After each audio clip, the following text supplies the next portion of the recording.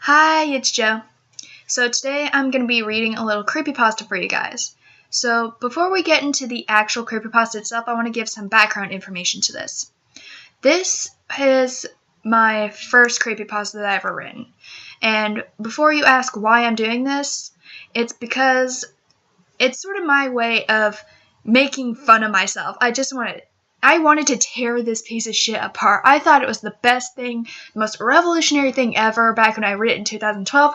But now, 3 years later, I'm like, this is the worst piece of shit I've ever written. So, yeah, I hope we can come together in making fun of my past self. So, what's the point of making content if you can't even make fun of yourself, huh? So, let's get started with the first chapter. My name is Gia, and I've done horrible things. I've taken lives, subdued innocence to my own malicious hand, and I've forced the people around me into a meticulous hell. But you shouldn't be blaming me for all this. They had it coming, they all did. I'm just simply doing the rest of the world a favor by throwing them all off the face of the earth. All the while, I keep a cool grin on my face, put on my black sunglasses, and move on to the next pair of victims. Watch out, we got our badass over here. But how, you may ask? What caused you to become the animal you've become? Or how did your story culminate together? Well, if you really wish to know, it'd be wise if you saw my tale, right from the very beginning. Oh ho ho, and quite the tale it is. I waited inside the orphanage nearby the window as I sat on a padded bench. All I had with me at the moment was an old travel suitcase to my right and my pug Pops, who was sleeping on my lap. Today was the day that I would get a new family, the day I got adopted. I really wish it was Mama who was adopting me today.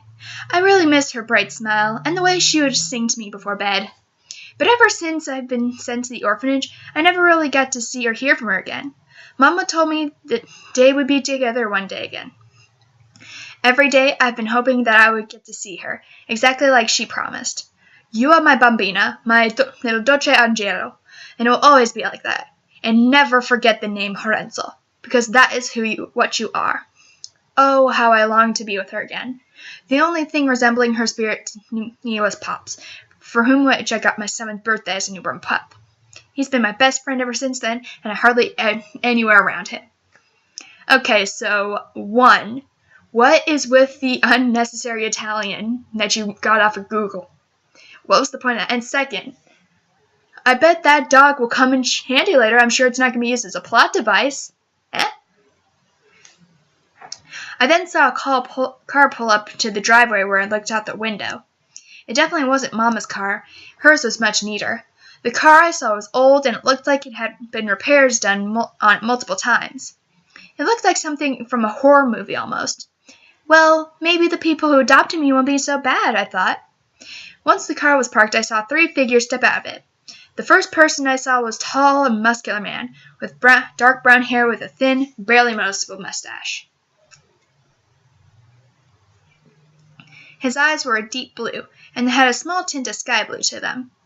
What's with the blue? Like, why would the redundancy with the blue? Come on. Jesus. He was dressed in a vintage umber suit, along with the black men's dress shoes. My guess that he was either planning to go to work or he just finished. The next person that I saw was a woman who looked to be fairly young, maybe somewhere in her late 20s to early 30s. She had bright and curly red-brown hair that came all the way down to her shoulders, with chocolate brown eyes and complemented her heart-shaped face. She was wearing a blue dress with white 2.5-inch heels. Wow, that's really specific. She looked a really nice and fun person to be around, unlike the man who seemed more serious. Finally, the final figure was another male, but he appeared to be in his early teens, about 13 years old, just about 6 years older than me, maybe 7. He had messy brown hair with the same brown eyes as the woman. He also had muscle, but not as much muscle as the older man. He was about the same height as the woman, who I assumed was the mother, if not a tad shorter. Okay, there's a lot of things wrong with how I described this here. So the wife in here is probably in her 20s or 30s. Gunter is 13. So if you do a little bit of math, she probably had him in her 20s or in her teens. Just think about that for a second. Also, why do you have to be so fucking specific? There's too much detail here. Nobody cares what the suit looks like. I was too busy playing with Pops by the window to notice that the 3 people I noticed before had walked in. Well, apparently you had enough attention span to know what they looked like. Convenient. The 2 adults and a receptionist talked briefly. "Gia, honey, your new family's here," one of the receptionists called out to me. Okay, I'm pretty sure that's not how it works, but okay. I got up, embraced Pops in my right arm, and held on to the handle of my suitcase with my left hand. I walked out and up to the trio in front of me, who looked upon my stature, as if they were inspecting me. The husband nodded and took a step towards me. My name is Aldrich Nimitz, or Al for short. This is my wife Irma and son Gunter." Aldrich introduced himself and the others. "It's nice to meet you," I said, giving him a little nod. "I'm Gianna, but everyone calls me Gia." "I see," Aldrich replied, somewhat uninterested. He looked me over once again. I was starting to get uncomfortable with him staring at me, but I tried not to let it show. He then noticed Pops in my protection. "There's just one thing we need to take care of." "Sacrifice the pug." "Sacrifice it to change in." I looked down at Pops, then back to Aldrich. "He wouldn't, would he? He couldn't possibly be thinking about—" Aldrich looked over at the receptionist and nodded. As if on cue, the receptionist began to take away Pops from my possession. "Well, then why'd she let her have the dog to begin with?" But alas, the receptionist... I tried to keep him in my arms and tried to get Pops to stay with me. But alas, the receptionist managed to pry Pops from my grasp. "Pops!" I grabbed as the receptionist took him away, and while I heard Pops whimper as if calling him out to me. I looked back at Aldrich. The expression on my face asked why he allowed to take Pops away from me, one of my only true friends. Well, that was pointless. Why have the dog there, then, if it's just going to get taken away? It feels more like a plot device to me. "We have enough German dogs back at home as it is," said Irma. "I'm sure you like ours just as much as your, Pops, dear." I looked at her at a toned-down expression of dismay. Another thing I wondered at the moment was why she had enough German dogs. So, I want you to think about this real quick. With this little bit of the story so far, I really did make them come off as rather xenophobic, if you will. That wasn't my original intention, but now I see how it can be misconstrued as such. With the way that she said German. If they're so proud of being German, why'd they have to leave Germany, huh? Logic. After some time inside the orphanage, the Nimitz family and I headed out to the old car. Aldrich and Irma got the front seat, while me and Gunter got the back seat. My suitcase was below my feet, sort of acting like an ottoman. How does a 6-year-old know what an ottoman is? Can they even spell ottoman? When we pulled out of the driveway, Gunter informed me about a fourth family member, Uncle Waldo. From what I've gathered from Gunter, he was a welfare leech who was staying at home at their place because he got kicked out of his apartment for not paying rent, which he has done multiple times. Sounds like kind of a shitty person to me. Aldrich yelled at him for calling Waldo a welfare leech, saying that he has a day job. Gunter soon retorted with saying Waldo hasn't been able to hold down a job for more than 2 weeks. The bickering escalated after that point, and I tried to drown out the noise by daydreaming as I looked out at the moving cars of the window. But that came with no prevail. The noise of Gunter and Aldrich yelling at each other sounded like metallic drums in my ear. You could have easily explained that with some dialogue. Ever thought of that? Finally, a new voice came up. It was Irma's, and boy was she mad. "Will the both of you be quiet? I can't leave you alone to a conversation for 5 minutes, can I? Now, either you be quiet or I'm taking over the wheel and leaving you stranded on the road with the vultures. God, it's like living with 2 5-year-olds. That seemed to settle Aldrich and Gunter down for a while. They were completely silent throughout the trip, and nobody spoke to each other, not even to me. The only sound that I could hear at the moment was the sound of the car engine and the road below us. Sounds like you need to get your engine fixed. Maybe go to a car repair guy? It might crash on the road. It might explode. But that's my business.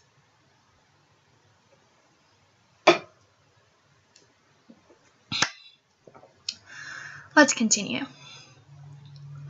The silence was almost eerie, and had a faint sense of trouble to it. It was rather unsettling, to say the least. We finally made our destination as the rickety old car parked itself into a vertical concrete driveway. Aldrich and Irma stepped out of the car from the front. Gotcha got up from the left of the car while I got up to the right, carrying my bag with me. I looked up at the two-story home that awaited me. The house was painted a creamish beige color, and there were 3 windows that faced the front door of the house, 2 on the lower level, horizontal to one another, and one on the upper level, between 2 windows below it, but it was vertical to them. The house also had a porch. As I peeked my head to sneak a peek at the back, I saw that there was also a back patio. Why have to be all that specific? Why with all these little details that don't matter? Gianna, hurry up and get inside, Aldrich exclaimed, startling me a little. I obeyed him and quickly made my way to the entrance of the house, not wanting to test him or risk being abandoned on the first day. I also noticed that he called me Gianna. I already said that it was expectable to call me Gia, but I guess he likes to be formal. It still kind of got my goat, but I simply ignored this and met up with the others inside. No, Gia, he got your goat. He didn't get your goat. He got your pug. Learn the difference. When I got inside, some of the first things I saw was a thick brown carpet, a set of stairs at the end of the living room, green curtains from both the windows that set some sunlight in the house, some mounted animal heads on the walls of the living room, and when I turned my head, a man sitting on a recliner watching TV. The man looked up to us. Hey, is this the kid you were talking about? Yes, Waldo, this is Gianna, Irma replied to the man. So that was Uncle Waldo, huh? A bit chubbier than I thought, but he had a full head of hair on him, including a beard. He was also wearing a hunter jacket, in which it was zipped all the way down, revealing a white V-necked shirt. Oh, please, call me Gia. When I turned my eye to Irma, she had a strict look on her face, as if forbidding me to use that name. A small shiver sent down my spine. In a gulp, facing Waldo, both my eyes once again. Never mind. God, what a bitch. Oh, that's no trouble to me at all, child. If it's Gia you want to be called, then it's Gia you will stay as me. Waldo chuckled lightheartedly. He had a German accent to it, which I thought gave him a Santa-like complex in terms of personality.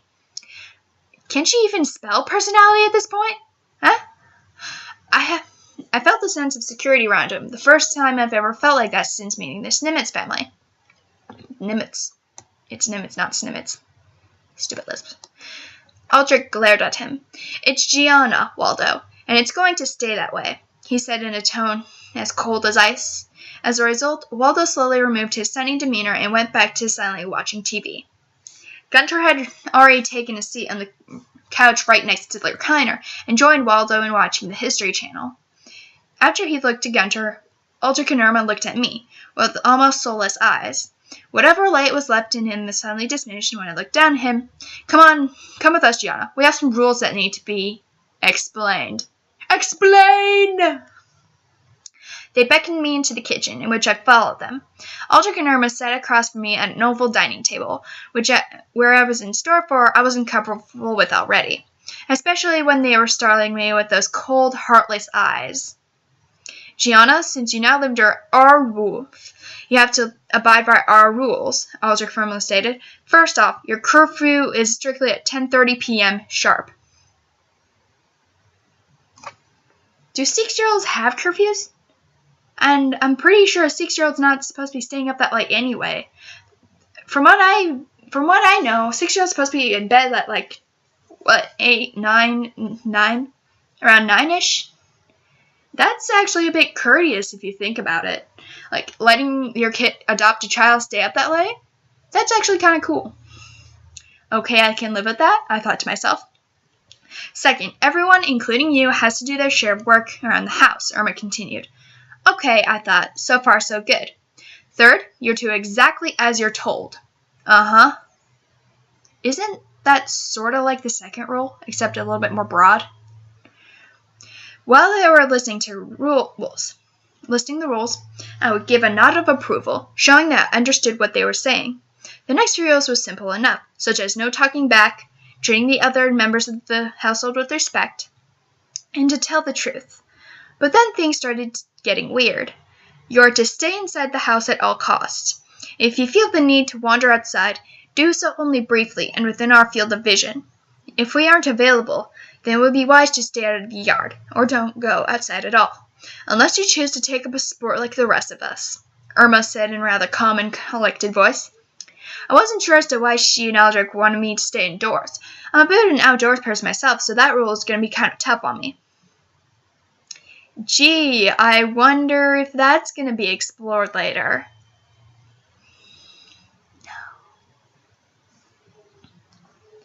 You are to only leave the house to go to school and come straight back home. The only other case is to watch Gunter's mixed martial arts presentations, Aldrich stated, his voice getting a little raspier and stricter, as if he wanted nobody to hear in on our conversation. If you choose to have any guests over, you are 100% responsible for them. Irma had her hands clasped around her table. So let's say Gia decides to bring someone over, and the friend decides to be a total dickwad and, I don't know, like wreck up the whole house and call everybody shitlords. Would Gia still be held responsible for that?